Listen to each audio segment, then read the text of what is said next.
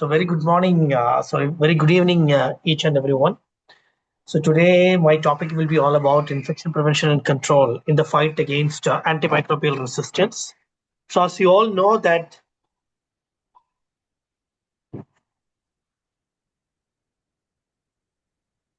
AMR, it's a global challenge and we need to act very importantly as routine healthcare workers to combat against this antimicrobial resistance. So today in this topic, which we are going to see, the all about the epidemiology of antimicrobial resistance plus infection prevention and control, plus what are the global challenges and what are the evidence-based infection control strategies that we need to follow to tackle this antimicrobial resistance. So this is our objective for today. Welcome and introduction. Already the introduction has been done. So we'll see about the epidemiology, the global burden, and the nexus of AMR and IPC, and we'll see the key IPC strategies to combat the antimicrobial resistance. What are the global challenges and gaps in the IPC? The call to action, like strengthening the infection prevention control for AMR, and lastly, we'll see for 10 minutes about the Q&A and the closing remarks. So first, we'll see about the understanding of antimicrobial resistance and infection prevention and control. So if you ask about antimicrobial resistance, it's one of the most significant threat to global health in our lifetime. So it actually occurs when these microorganisms, it evolved mechanism to withstand the effect of these antimicrobial drugs, which can even render the standard treatment ineffective, and even it can lead to infections to be in persistent side. So this phenomenon can lead to longer hospital stays for the patient. It can increase the burden on the medical cost. It can even increase the mortality rate for the patient. And also it threatens to undermine the decades of medical progress. So if you see about infection prevention and control, it's a blunder of practices which or procedures which are designed to minimize the spread of infections in healthcare settings as well as in the communities. So when it is implemented effectively, these measures significantly reduce the need for antimicrobial treatments. So by preventing these infections before they occur, it serves as the first line of defense against the AMR, as well as it can create a powerful synergy in safeguarding the public health. So what is infection prevention and control?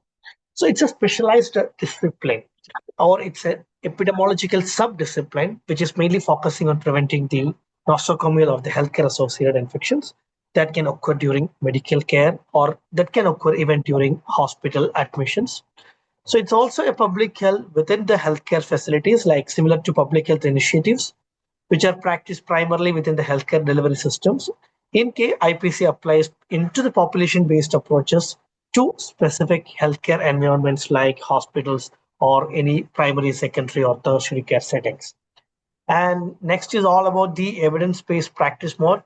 So IPCs, it's mainly focusing on implementing the evidence-based procedures, which can reduce the microorganism transmission risk to healthcare providers, patients, visitors, through systematic approaches to infection prevention and control.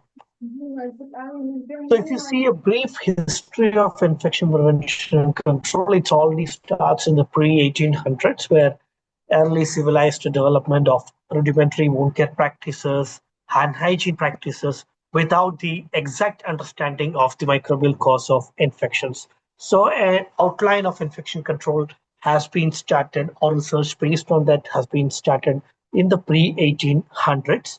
So from 1800s to 1940, there are a lot of researchers and involvement of a lot of scientific factors are involved in the infection prevention and control. And pioneers like Florence Nightingale, Ignace Semmelweis, Joseph Lister, Louis Pasteur, they all established some fundamental principles of hygiene and germ theories in infection prevention and control.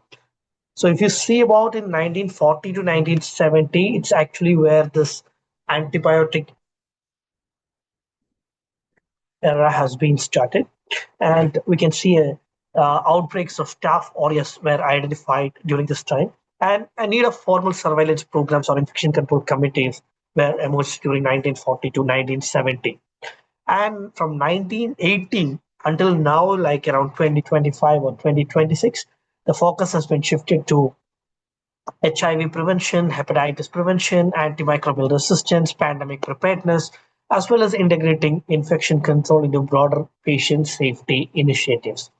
So this is actually a very brief history of infection control, starting from the involvements, which it's the developments which has been involved into infection prevention and control, as well as onto the initiation of integration of antimicrobial stewardship program in alignment with infection prevention control in the early 2020s or 2025 or until this great moment. So for antimicrobial stewardship, it's a coordinated intervention which is mainly designed to improve and measure the appropriate use of antimicrobial agents by promoting the optimal selection, dosage, duration, and the route of administration. And our main goal associated with antimicrobial stewardship are to improve the patient outcomes through optimal antimicrobial therapies, to reduce the microbial resistance as well as the development and spread of these resistance pathogens, decreasing the prevalence of multi-drug resistant organisms or MTROs, and minimizing the toxicity and other adverse events which is associated with antimicrobial resistance. So, as a frontline strategy against antimicrobial resistance, proper stewardship programs, it always ensures that antimicrobials remains the effective therapeutic options for future generations, even while optimizing the current treatment outcomes related to antimicrobial resistance. So if you understand about this antimicrobial resistance, we'll see about the consequences, the resistant pathogens which are associated with the resistance, the causes of AMR, as well as the mechanism of actions which can relate with antimicrobial resistance. So the consequence is always related with the treatment failures, increased mortality of the patient, as well as the increase in burden of the healthcare cost. So if you see about the resistant pathogens which are contributing onto the antimicrobial factors is MRSA like methicillin resistant staph aureus, multi-drug resistant tuberculosis, Clostridium difficile or Clostridium resistant enterobacteriaceae, extended spectrum beta lactam producers. So these are certain examples of resistance pathogens which are prevailing right now in the modern world. So what are the causes which is associated with this antimicrobial resistance is the misuse of antibiotics. That is one of the major exact problem. Poor infection control measures, as well as the limitation in new antibiotic development or a new drug development. So what is the mechanism which is involved in the AMR? It's already about the microbial evolution, which can even survive to the exposure to antimicrobial drugs. So this antimicrobial resistance, it represents a natural evolutionary process that can even dramatically accelerated by human antimicrobial use. Even bacteria or virus or fungi or parasites, it can even develop mechanisms to survive these drug exposures, which can result in increasingly dangerous development of strains that can threaten our ability to treat common infections. Close the door. Sorry, the meeting is on.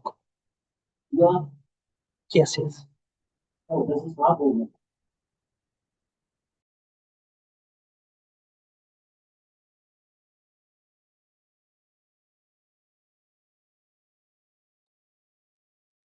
So if you see the global statistics which is associated with antimicrobial stewardship, I'll show you the next better screen regarding this.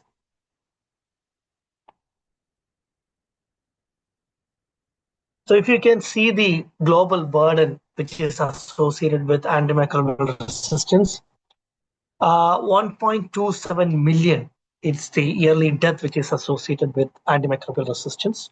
4.95 million is the death even associated with AMR, which includes an indirect attributable mortality. Over 100 billion plus is the annual economic burden or the global healthcare cost by 2050 projections, which is estimated to treat this antimicrobial resistance or this resistance pathogens which is associated with healthcare associated infection. Even 39 million is the projected death by 2050 if no urgent global action is being taken. So key regional facts, which is from 2024 statistics, Sub-Saharan Africa carries the highest AMR mortality burden, that is over 23 deaths per 1 lakh population. South Asia sees massive CRE or carbapenem resistant gram-negative outbreaks, which is even driven by ESBL producing organisms. Escape pathogens like Enterococcus, MRSA, Klebsiella, Acinetobacter, Pseudomonas, Enterobacter, these account for most resistant hospital-acquired infection. Even the HIs, which is affect 1 in 10 patients in low and middle income countries, where AMR pathogens are implicated in more than 70% of the cases. So the importance of having a strong antimicrobial stewardship program, it can even optimize the treatment, like ensuring patients receive the right antimicrobial drug at the right dose, via the right route, at the right time, for the right duration. It can even promote the appropriate use of these antimicrobials by developing evidence-based prescribing guidelines, by conducting regular prescription audits, providing feedback to prescribers. It can even reduce the adverse effect like minimizing the toxicity, allergic reaction, and even secondary infection like Clostridium difficile through judicious antimicrobial use. Then even it can lead to beneficial for the community, like decreasing the resistant rates through reduced selection pressure. Even it can preserve the antimicrobial efficiency for future generations. So the role of infection prevention and control in preventing the antimicrobial resistance. So this will actually lead to the prevention of a lot of resistant infections, like implementing the evidence-based IPC measures to stop infections before they start, reducing the antimicrobial need,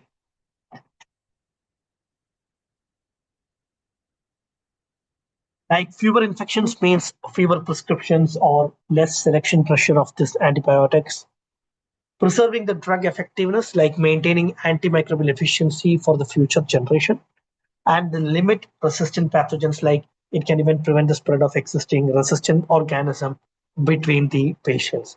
So there is always a synergic relationship between infection prevention and control and antimicrobial resistance, which even cannot be overstated. So effective infection prevention creates a powerful upstream intervention. It can reduce the overall burden of infection requiring the antimicrobial treatment, thereby decreasing the opportunities for resistance to develop and spread.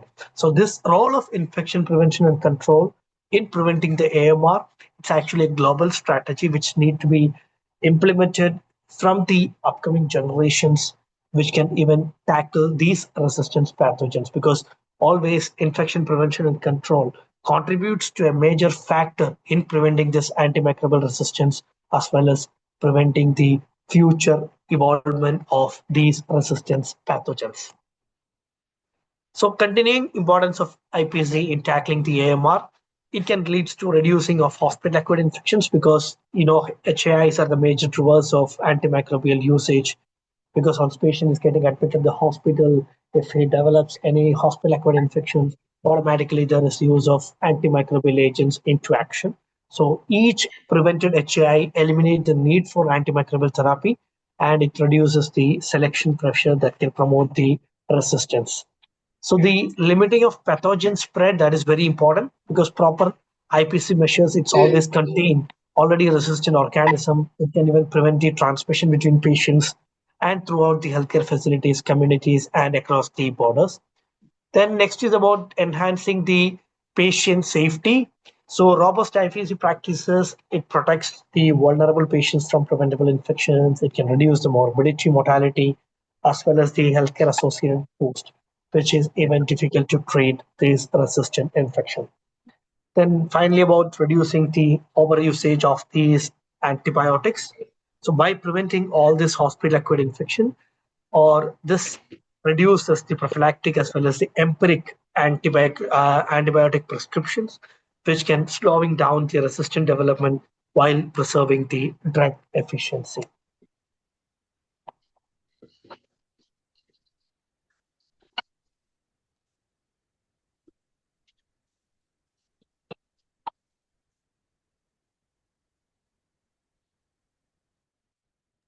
So there is some problem with the slides because it is getting stuck.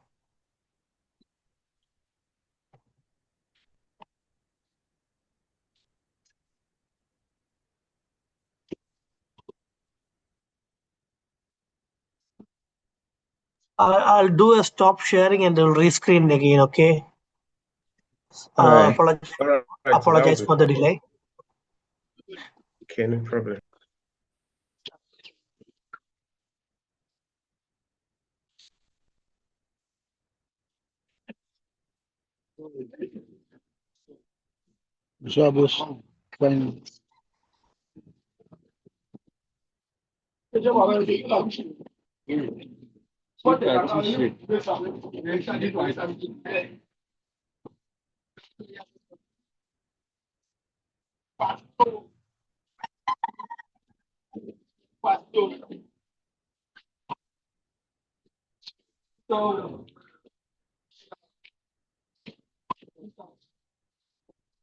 Can you see right now? Can you see the screen? Yes, please. It's coming up. Yes, sir, we can see the screen, sir. We can see the screen. Okay, we can. No. Now you can see the screen, right? Yes, sir. Yeah. So one of the major important We can. one of the major important thing in infection prevention and control associated with the prevention of antimicrobial resistance is all about the breaking the chain of infection. So you all know about the chain of infections. Like there are infectious agent and the reservoirs that are associated with it. There are portal of exit. There are mode of transmission, portal of entry, as well as there are susceptible host. So all these factors contribute together into the infection prevention and control, which will prevent the resistance pathogens into the development. So there are key interventions or key IPC intervention points which need to be seen, which can prevent or break this chain of infection is hand hygiene, PPE, environmental decontamination, following proper aseptic technique, patient isolation, and vaccination, all target specific links in the chain. So these factors or these type of infection prevention and control measures, it can target the specific links in the chain, which can even prevent the breakage, or we can even break the transmission pathways before any resistance organisms even getting spread. So breaking the chain of infection is a vital factor in preventing the resistance pattern. So breaking the chain of infection, like infectious agent, you need to have implementation of proper surveillance as well as proper antimicrobial stewardship program. So to prevent the reservoir or to break the reservoirs, we need to have proper disinfections, proper sanitation, as well as following proper waste management practices. To prevent the portal of exit from the host, we need to use appropriate PPE, respiratory hygiene, as well as proper waste disposal after each patient care. So these chain of infection, it always represents the sequence of events which is necessary for an infections to occur. So understanding this chain, it provides a framework for implementing the targeted IPC intervention. And by disrupting or distracting any link in this chain, we can prevent the infections from spreading and we can reduce the antimicrobial usage, thus promoting a better stewardship program. For pathogens, surveillance systems, it's always help track the emergence of resistant strain. In reservoirs, proper environmental cleaning or disinfection, it can eliminate the harboring sites. It can control the portals of exit through respiratory containment of body fluids, and it can prevent pathogens from leaving the infected host. So the different strategies to prevent the mode of transmission is like practicing proper hand hygiene, creating physical distancing with respiratory associated infections, as well as with proper environmental cleaning. So next is all about the portal of entry, how we can break the portal of entry by implementing the safe injection practices, proper wound care, as well as the proper use of personal protective equipment. Then how we can prevent this susceptible host in carrying these resistant microorganisms by promoting proper immunization, by having good nutritional fact, as well as doing proper screening programs to prevent all or to tackle all these resistant microbial agents. So these transmission-based precautions, it can target the specific modes of pathogen spreading. So hand hygiene, it remains the one of the most fundamental as well as the cost-effective intervention. alongside the appropriate environmental cleaning protocol, which are mainly tailored to prevent all the different microbial or agents or different resistant pathogens. So protecting the portal of entry, it always involves the aseptic techniques for invasive procedure, as well as the barrier precaution to prevent exposure to potentially infectious material for like susceptible hosts, by vaccination programs, nutritional support, as well as by infection screening. It can strengthen the resistance to infection, as well as identifying the carriers before any sort of transmission of resistant pathogens occurring. So they're reducing the need for antibiotics through effective infection prevention and control by having proper vaccination programs like comprehensive immunization. It can initiate, prevent the bacterial and viral infections that would otherwise require any sort of antimicrobial treatment. So each prevented pneumococcal or pneumonia or any other influenza case, it can eliminate the need for antibiotics, so reducing the selection pressure for such resistance pathogen. Then improving the sanitation and water access. So clean water and proper sanitation can significantly reduce the GI infections, which can even drive antibiotic use in many regions. So these fundamental public health initiatives or measures, it can prevent millions of cases of diarrheal disease annually, reducing the burden of Clostridium infections, thus reducing the usage of antimicrobial agents. So hand hygiene and personal protective equipment usage or personal protection measures. So consistent hand hygiene compliance in healthcare settings can reduce the hospital-acquired infection by 30%. So it can directly the development of resistant pathogen. So next is all about the proper sterilization of medical equipment. So rigorous device processing protocol, it can prevent the healthcare associated infection related to contaminated equipment, particularly like SSI, which can even require prolonged antimicrobial therapies. So key IPC I mentioned in the previous slide, one of the key IPC strategy is all about hand hygiene. So hand hygiene represents the cornerstone of infection prevention, and it is recognized as one of the single most effective measure to break the chain of infection, which has been seen in the previous slide. So the WHO's 5 moments of hand hygiene framework, it provides a standardized approach that addresses the key points when pathogen risk or this transmission risk is at the highest level. So proper technique is very important. So how exactly you need to wash your hands based on the 7th step of WHO, as well as the technique which is shown by the WHO in washing the hands, that is very important, as well as following proper timing. For hand washing, it is 40 to 60 seconds. For hand rubbing, 20 to 30 seconds. So healthcare workers should perform hand hygiene for 20 to 30 seconds with alcohol-based hand rub, 40 to 60 seconds with soap and water, ensuring all surface of the hands are thoroughly cleansed. So the 5 moments of hand hygiene is mainly focused upon before touching the patient, before doing any aseptic procedure, after exposure with any blood and body fluids, after patient contact, and after touching with any patient-based surroundings. So one of the key IPC strategy is hand hygiene, and it is one of the single most effective measures to break the chain of infection. Next, one of the main strategies, environmental and surface disinfection. So high-touch surfaces are mainly focused. So hospital environment, it can harbor numerous potential reservoirs for pathogens, particularly on the frequently touched surfaces. So bed frames, door handle, light switches, the call buttons, the electronic devices, which requires the special attentions during the cleaning protocols. So the studies show that methicillin-resistant staph aureus or the Clostridium difficile, it can persist on the environmental surfaces for days to months, and it can even create an ongoing transmission risk if not properly addressed through scheduled disinfections or cleanings. So the disinfection selection, which is another appropriate factor. So choosing the appropriate disinfectant, it always depends on the targeted pathogens or the surface type, like sodium hypochlorite or the bleach. It remains effective against many resistant bacteria, while quaternary ammonium compounds, it can provide good activity against most gram-positive bacteria.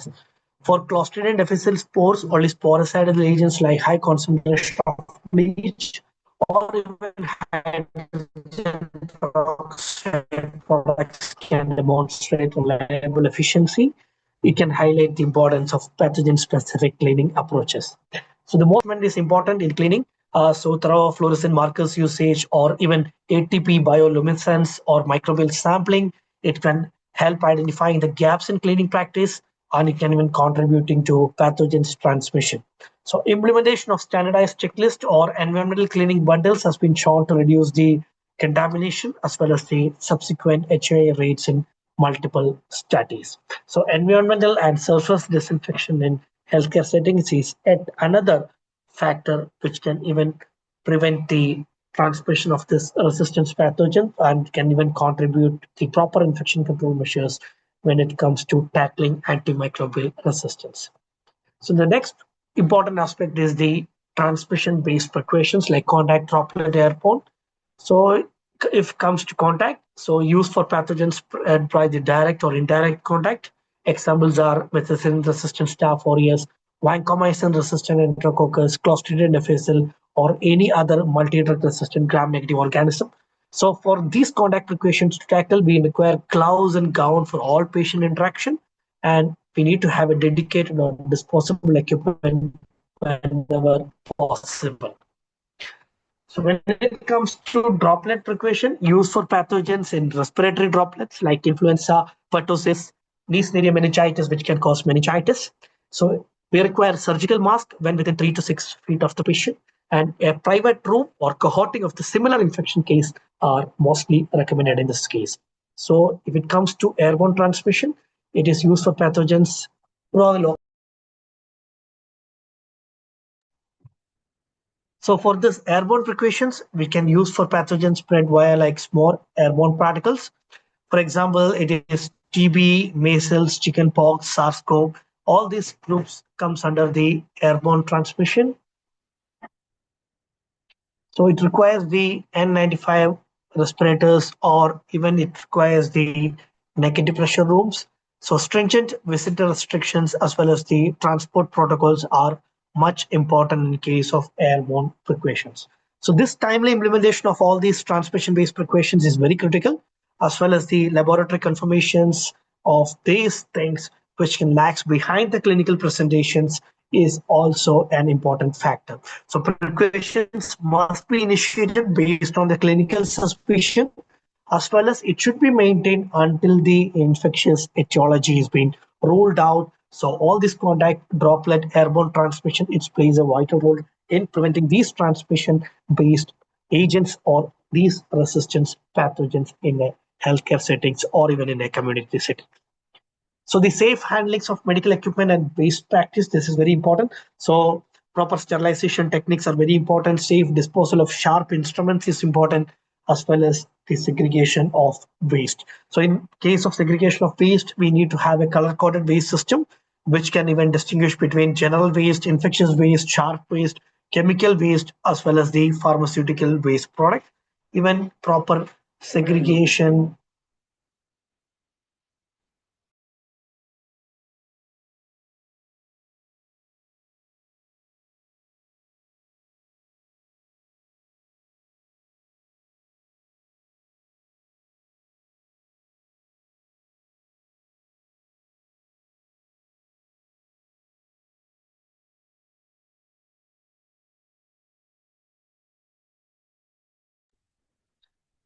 sorry, there was some interruptions actually happened. So these color-coded the waste system, it's very important, and this proper segregation at the point of generation, it can even reduce the environmental contamination, or it can lead to occupational exposure risk while complying with the regulatory requirements. So in case of the safe disposal of sharp instruments, these puncture resistant containers, even it is very important because all these sharp items need to be discarded in the puncture resistant container. So this needleless systems, because there are a lot of new engineering technologies or techniques which is implemented in the modern world based upon infection prevention. So like needleless systems or safety engineered devices which can reduce sharp injuries. So regular training which can reinforce the safe handling practices as well as the post-exposure protocols. So if you see about the the surveillance and the monitoring of infections. So we need to have an active surveillance method, which is very important in application of or the screening of these resistance pathogens. And it has got a very limited advantages in case of antibiogram analysis or with the point prevalence surveys or even with molecular typing. So if you see the surveillance method like active surveillance of cultures, which is applied in the screening of MRSAs, VRA, CRE, or any sort of resistance pathogens.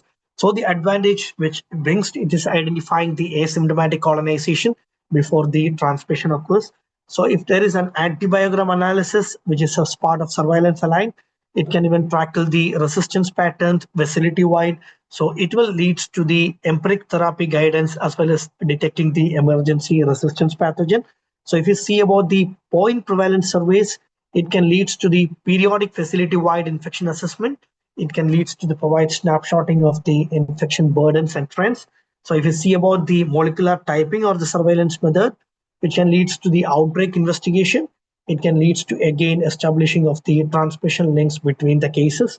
So if there is a syndromic surveillance, it can lead to the early outbreak of detection, and it can identify the unusual patterns before any sort of lab confirmation. So early detection of resistant infections through active surveillance, it can allow for the prompt isolation as well as deciding on the appropriate treatment, and it can even preventing the further spread of microbial agents or the resistant pathogen. So regular monitoring of these antimicrobes, which can help identifying this resistance pattern, and even it can prevent the emergence of resistance patterns, and both like empiric therapy choices or antimicrobial stewardship implementation programs can be initiated based upon these surveillance as well as the proper monitoring of these resistant infections. So there are some data-driven approaches for IPC intervention and AMR containment. So in the global battle against this AMR as well as the infection prevention control, these intervention represents our first line of defense, because AMR or IPC, if you take these two streams together and if it is combined together, it can even promote.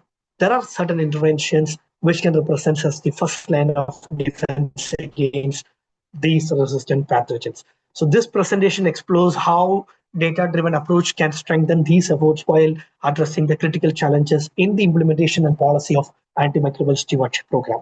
So we'll examine in the next coming slides the key strategy for the healthcare professionals as well as policymakers, from the electronic health records to advocacy initiatives with a special focus on AMS programs in worldwide. So I'll just move a little bit faster and I will share the presentation with you because of time constraints. I will just move a little bit faster in that. So there are certain data-driven approach for IPC intervention like electronic health records and reporting systems, which is very important in each and every hospital systems.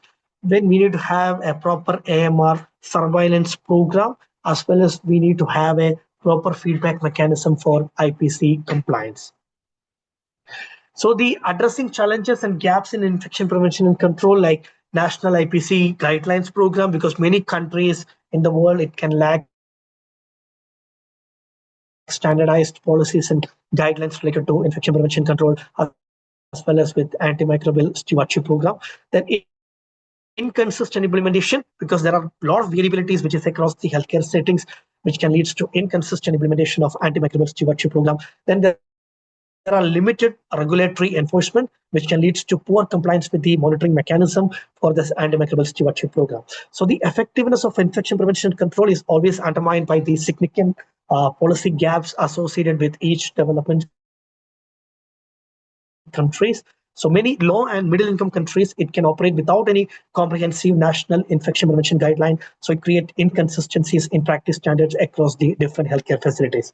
So even when the policies exist, implementation varies dramatically between the urban population as well as rural settings, public and private institution, as well as in different levels of care in a hospital industry or in a healthcare industry. So this inconsistency, it always creates vulnerabilities in the defense against antimicrobial resistance. So without any robust infection control or regulatory enforcement mechanism, so compliance with IPC protocol, it always remains suboptimal, which can lead to further exacerbating the antimicrobial resistant risk across the countries. So the role of leadership in strengthening the IPC and AMR. So there are a lot of role or responsibilities which is aligned with the hospital administrators. There are certain responsibilities aligned with the government policies, interdisciplinary collaborations. So hospital leaders, it's always prioritize IPC by allocating adequate resource for staffing, supplies, infrastructure. Then the government, it should always focus upon the framework which is required to coordinate infection control with antimicrobial resistance. So it includes developing a comprehensive national action plan for AMR, establishing regulatory requirements for healthcare facilities in their own countries, as well as providing sustainable funding for surveillance program and prevention initiatives. So if you see about the interdisciplinary collaboration, so a successful IPC program and AMR program, it depend upon meaningful collaboration between the microbiologist, epidemiologist, infectious disease specialist, even nurses are involved in that, or any other healthcare workers who work within the link of AMR and IPC. So this collaborative approach, it ensures comprehensive planning, implementation, and evaluation of the intervention which is associated with antimicrobial resistance. So there are workforce shortages as well as training needs, which is yet another challenge. For shortage of trained IPC and AMR leads, which is another important factor.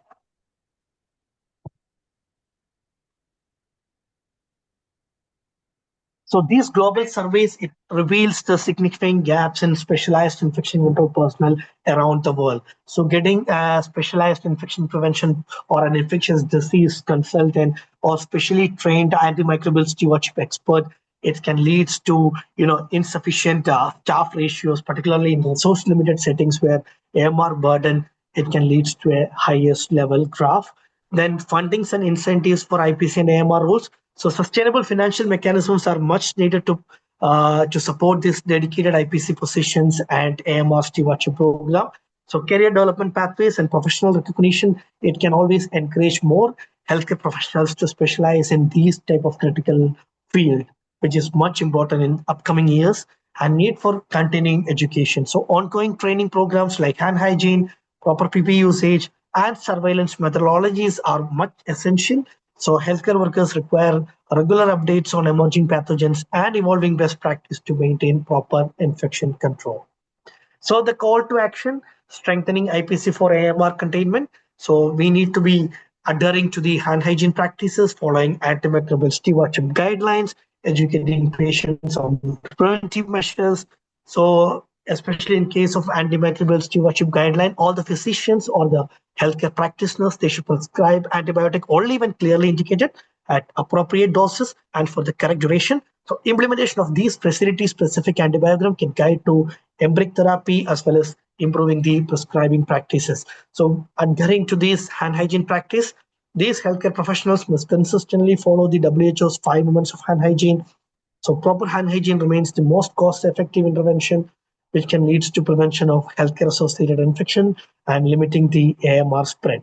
So educating patients on preventive measures. So these healthcare providers, it should educate the patient about infection prevention, proper antibiotic use, importance of complexing the prescribed courses. So these patient education materials should be available in multiple language or with appropriate literacy levels based upon the level of understanding of all these healthcare workers. We need to educate even patients also based upon the preventive measures. So strengthening IPC for AMR containment is one of the major factors which all the healthcare facilities, all the government institutions, all the healthcare groups or healthcare practitioners, they need to implement in their future endeavors.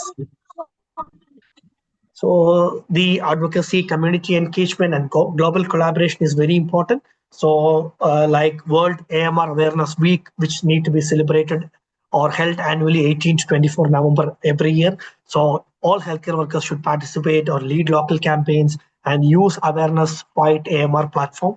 Then on health collaboration, because we need to integrate the human animal as well as the environmental health strategies and coordinate across sectors where approaches have consistently failed. Then we need to have a focus on community education, like education of the patients and communities on completing the antibiotic courses, not sharing antibiotics, and safe food handling practice. Then national action plans on AMR, because we need to advocate for fully funded NDPs with clear governance structures, measurable targets, and accountability mechanisms. So these advocacy or these community engagement as well as the global collaboration is much important in a healthcare crisis because it is a solution which require collaboration across human health, animal health, then agriculture as well as the environmental collaborations or in the level of society. So the role of advocacy and community engagement, so raising awareness or about the AMR and IPC, we need to have public education campaign, as I mentioned in the previous slide, on antibiotic resistance and infection prevention. So we need to have encouraging the policy, advocates of policy change makers, for advocating for stronger regulations and increasing funding, improving the healthcare practice like promoting the evidence-based infection control pressures like use of PPEs, use of respiratory practice like proper respiratory hygiene or cough etiquette, plus promoting the best practice with hand hygiene, mobilizing the public support like building coalitions with vaccination as well as the hygiene program. So these effective advocacy can transform individual awareness into collective action. So healthcare professionals can partner with patient advocacy group, professional association, community organization to amplify the messages about AMR risk and prevention strategies. So these community engagement strategies should be culturally appropriate. It address local health beliefs. It can even impact infection prevention efforts. So these community can understand the long-term consequences of AMR. So it can even become a powerful ally in demanding the policy change and even supporting prevention initiatives. So collaborating for a stronger IPC framework, we need to have a global partnership. We need to have proper healthcare infrastructure facilities, as well as we need to have a multi-sectorial approach, like the On Health approach system, which I mentioned in the previous slide. It recognizes the human, animal, and the environmental health, which is even interconnected. So these collaborations can even bring forth these health ministries, agriculture departments, environmental agencies, as well as private sector holders, which is critical for comprehensive AMR controls. So why youths are critical in AMRs? Because 1.8 billion global youth population, 70% of youth future healthcare workforce, which is associated mainly from the youth category. So they can even create a 3x digital influence. Okay, so youths are actually a critical action or into the antimicrobial stewardship program in the upcoming years, because young people represents a demographic powerhouse with unique potential to address the AMR crisis in the upcoming generation. So as a digital natives, because the technology bounded youth generations, they possess unparalleled skills in leveraging technology as well as social media for health communication and advocacy. So students in the medical, pharmacy, nursing, and allied health programs will become the antimicrobial steward champions of tomorrow. So by embedding proper prescribing practice, infection control principles early in their education or early in their training programs, we can create a generation of healthcare professionals with AMR awareness at the core of their practices. So youth contributions, it like involving in the peer education, social media, and digital campaigns, as well as engagement in the community.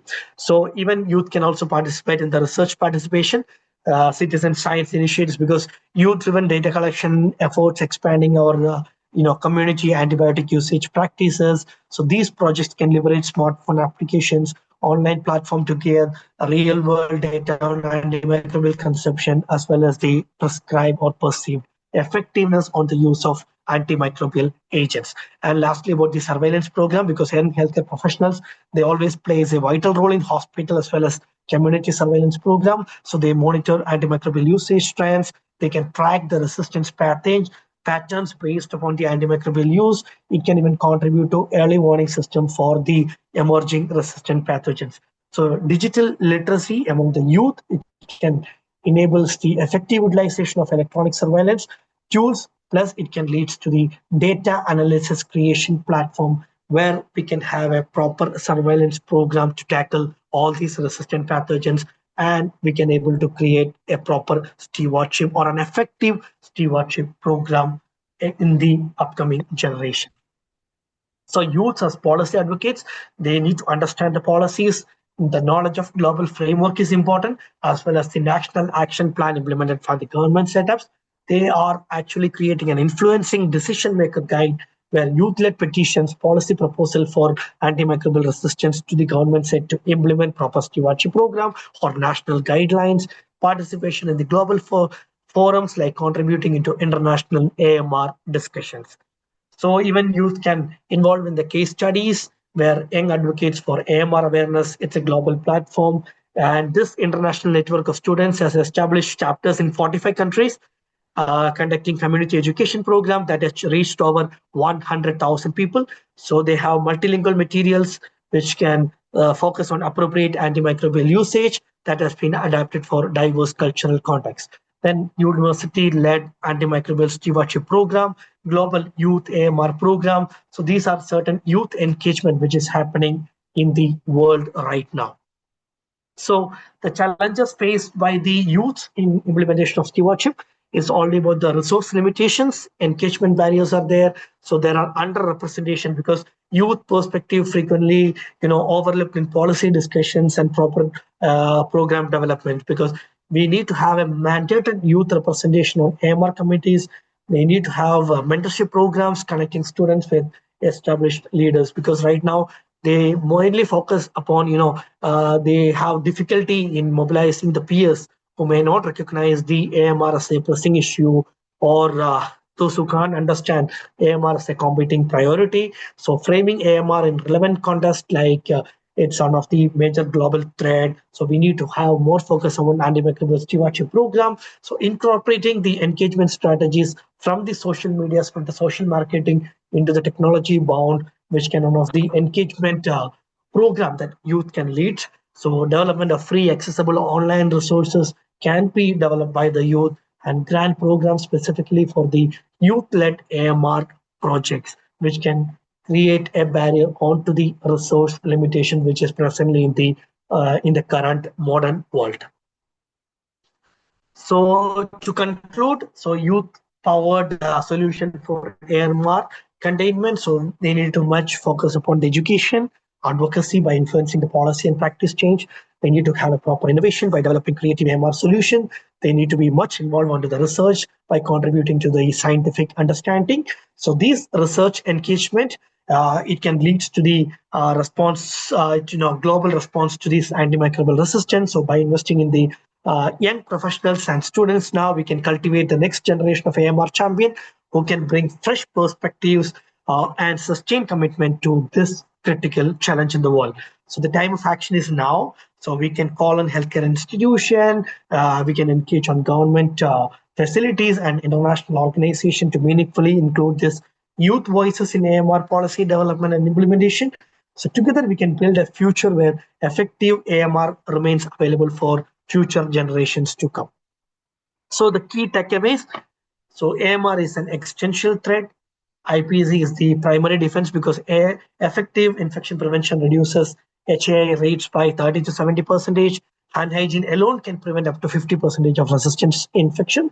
So bundle care and surveillance, evidence-based bundle care like CLABSI, underlying-associated bloodstream infection, ventilator-associated pneumonia, catheter-associated urinary tract infection with real-time surveillance are non-negotiable in any of the IPC program. So these bundle care and surveillance, it can lead to the transmission of this resistant pathogen, and it can even create an impact on stewardship program. IPC plus AMR, which is an amplified impact. So integrating IPC into the AMS program, it can reduce the healthcare associated infection, or it can even reduce the AMR rates by 20 to 40%, neither work as well as in the case of isolation. So leadership and culture are very critical. So no IPC program succeed without executive support. So adequate resourcing, adequate funding, and safety first organizational culture is very important to prevent this antimicrobial resistance. So every professional or every healthcare professional is accountable.